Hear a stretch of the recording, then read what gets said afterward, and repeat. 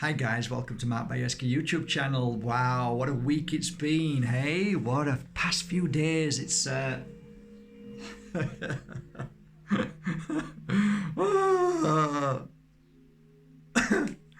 yeah, where's that button? Eject. Is it eject? Delete. Let's start again, shall we? The one good thing that's keeping me sane is these. I've just put them into sea salt. Oh, look, it's still there. Sea salt's still there. I have to wash them out a bit more. But these are the crystals going to children. All different shapes, all different sizes. Yeah, some beautiful crystals. Aren't they gorgeous? Some really lovely crystals. Oh, look. All different types. Isn't that beautiful? Look at that. Yeah. Yeah, so I'm going to... I did some healing work on them, done some cleansing on them with sea salt, put them outside for 2 days in the sun, and it's been really sunny. So they're perfect now. They're going to go out. Just one thing I want to say to you. I know you know I'm psychic, but I'm not that good. Please send me your name and address. It helps. So here's the thing, guys. If you go to info@markbajerski.com and send the child's name and address, we will put them in order and send them out. If you've just sent me an email saying, yes, I'd love a crystal, we're not going to be able to send it to you without your name and address. So please send your name and address of the child. Please try not to be too greedy and ask for 10 crystals for one family. I think we're going to cap it. Okay, so even if one crystal gets to a family, they can all hold it and use it and work with it.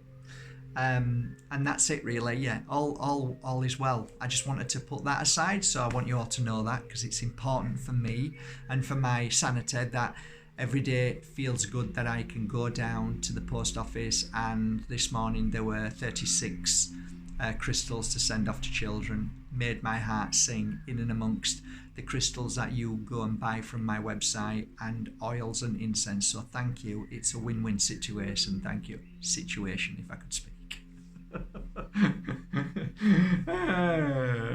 Is there a crystal to help you speak?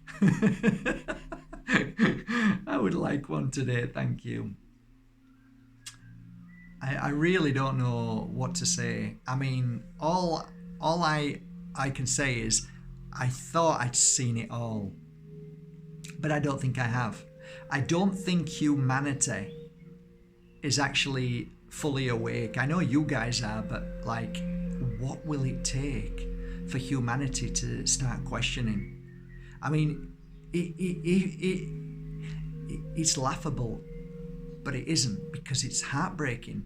I see people around me following orders because orders have been given by the SS government, because that's what it is. It's a psyop. We are complete and utter guinea pigs. Whether you say this isn't true or not, just take a look at what's happening. So you've got half of the world saying masks are no good. Renowned doctors, renowned scientists, renowned people who are experts in virus are saying masks don't work.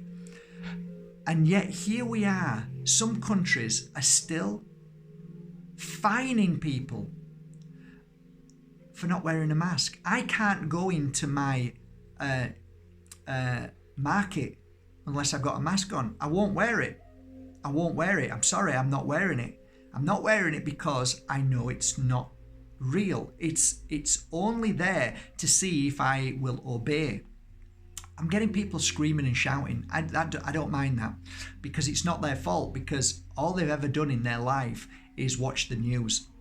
And like my father did, all he ever did, he came home, I used to watch him, and I remember questioning him once. It was really interesting, because as I was watching him, because he used to come home from work at 6 o'clock, go and have a strip wash, come downstairs and sit and tell us all not to speak because he'd switched the 6 o'clock news on. And he was a frustrated guy anyway, because he hated his job.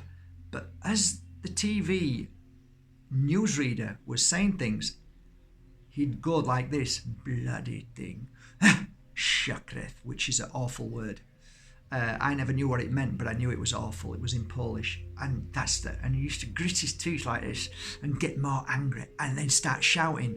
And then after the news, he'd get up and pace up and down and be angry, right? And I remember once saying to him, "Why do you watch the news?"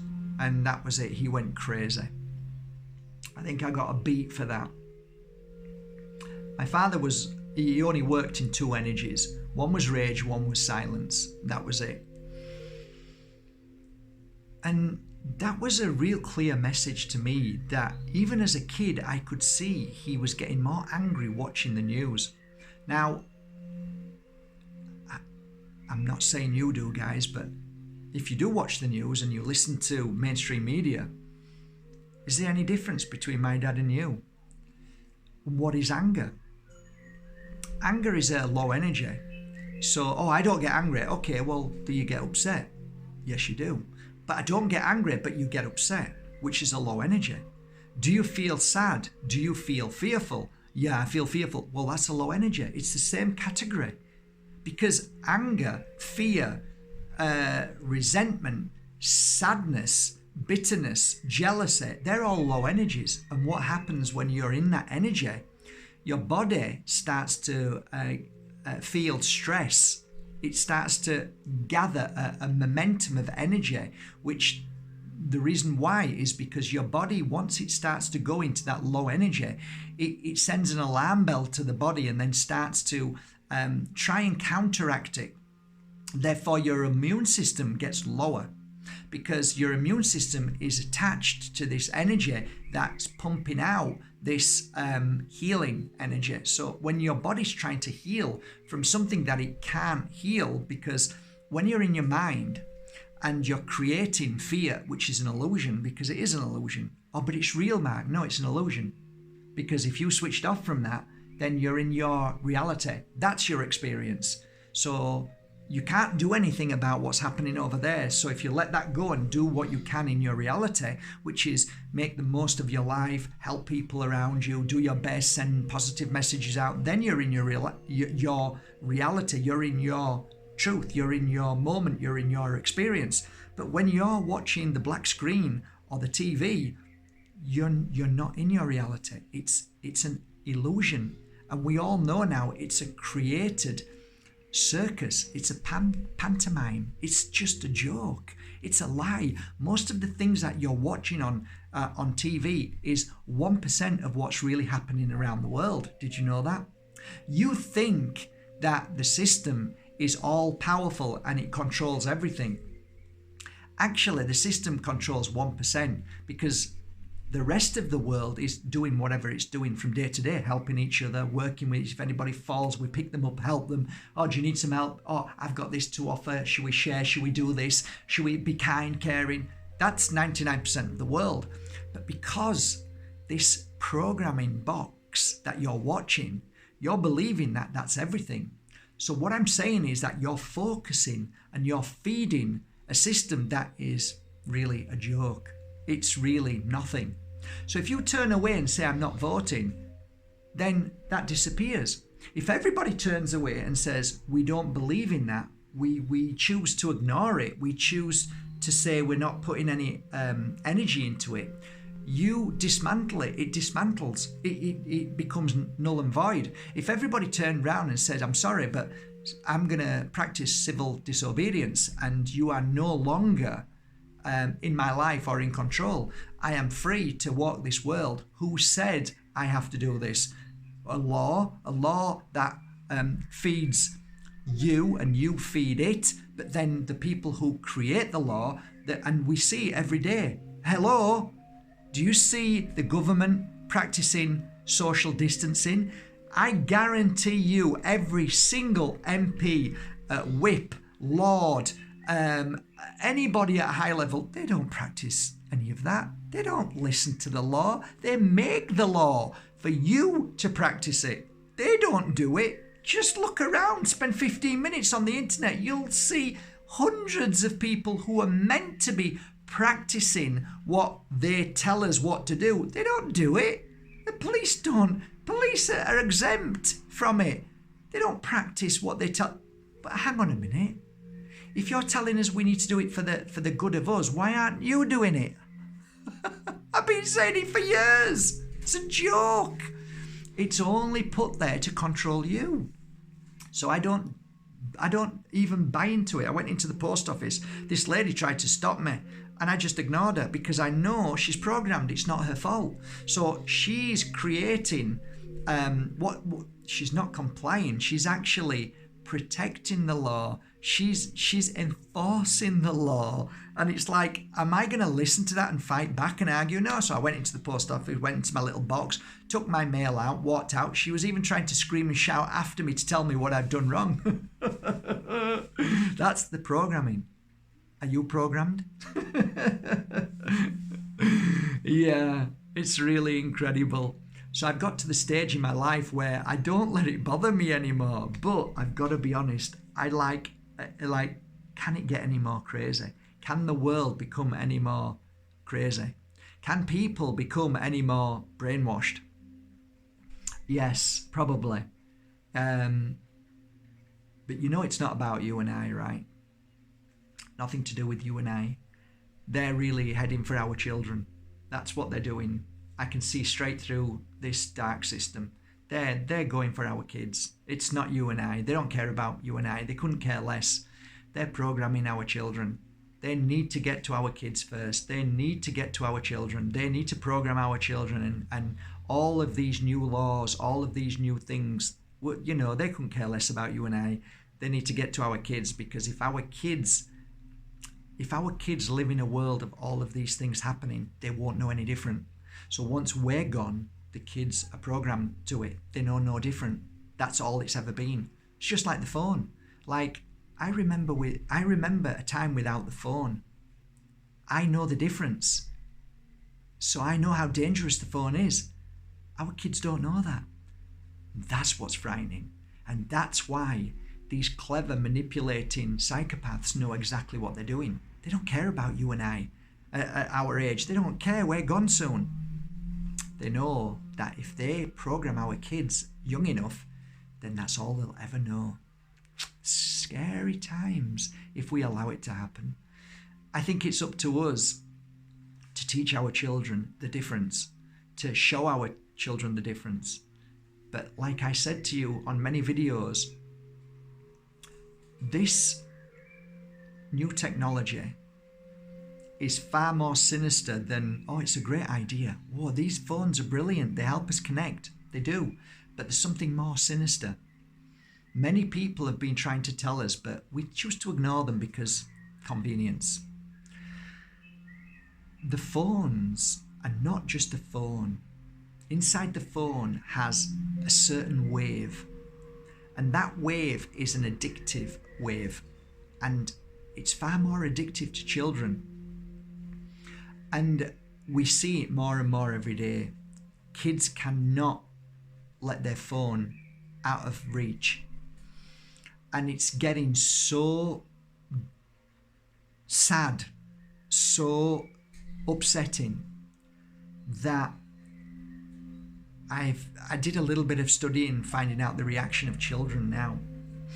And there's some pretty horrific things that is happening within children's minds. One family member I read, it was really horrific, said to their daughter, a young daughter, look, this phone, it's no good for you. You can't let it go.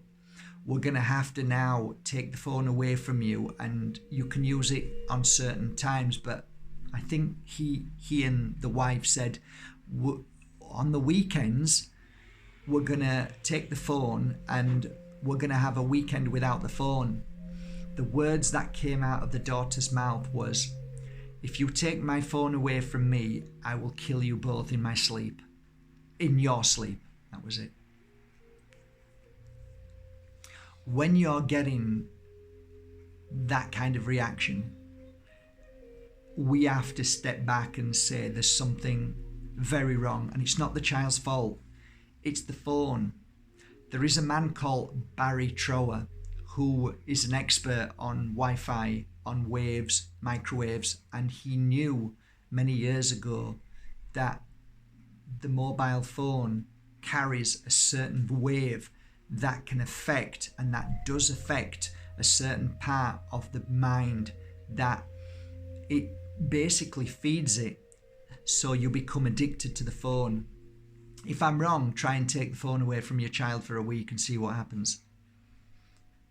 The hard reality is we probably all know this, and it's too late. But maybe what we can do, if we know this and we know it's too late, is maybe, is there an opportunity somewhere right now that we can make the difference and slightly change that? Can we do it in a way that we are creative, and we ask our children, maybe they can help us? Now that we know that it's addictive, is there something we can all do to break that cycle? Can we as parents become stronger and say, okay, it's up to me as a father and mother to be able to try and change at least 5% of my child's life by saying, look, let's do something that without the phone. Let's go out and do something without the phone. Even if it's for half an hour, and we do something together as a family. We go for a walk in Mother Nature. We go on a journey together in Mother Nature. Or maybe bribe them a little bit. Maybe that's the way forward. Say, okay, we're going to go on holiday this year, but we're all going without the phone. So if you want a holiday, it's without the phone. If you want the phone, then we're not going on holiday. Something that'll break it up, so then your child will say, okay, I want to go on holiday, forget the phone. 1 week without a phone will change your child's life. And the reason why is because your child will find out and know that the phone is addictive, and the child will feel it. I promise you, your child will feel the difference. And that goes for you as well. If you took the phone away and chucked it away for 1 week and went in Mother Nature and spent 1 week without a phone, I'll tell you with my hand on my heart, you will heal your physical and emotional and mental body, mind and spirit at least 20%, and you will feel the difference. You will feel stronger, you will feel happier, and your body will feel healthier. You will strengthen your immune system by 70% within that 1 week. I guarantee you that. And that should be enough for you to say, you know what, let's not do it.